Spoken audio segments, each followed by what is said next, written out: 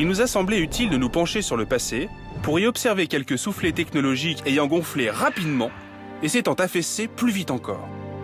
Ce livre en propose une sélection allant de la fin de la Seconde Guerre mondiale à nos jours.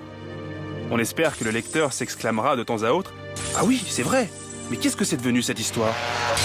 C'était un temps où la France avait du pétrole et des idées. Comme toute bonne idée française, celle-ci vint entre la poire et le fromage à l'issue d'un fameux repas d'affaires. Il se tint au printemps 1958. Le chimiste Alfred Champagnat a invité à déjeuner son collaborateur Charles Vernet et le microbiologiste Jacques Charles Senet. Et si on fabriquait des protéines alimentaires avec du pétrole?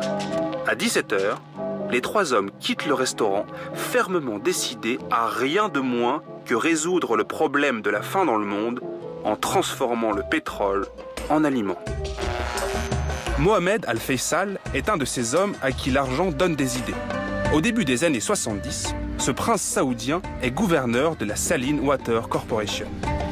Il se lance avec enthousiasme dans une entreprise spectaculaire, le remorquage d'icebergs pour approvisionner en eau douce l'Arabie saoudite. Quelques mois plus tard, Al-Faisal déclare à la presse être prêt à mettre 100 millions de dollars dans le financement des recherches nécessaires et annonce pouvoir livrer le premier iceberg sous 2 ans pour peu qu'on lui passe commande.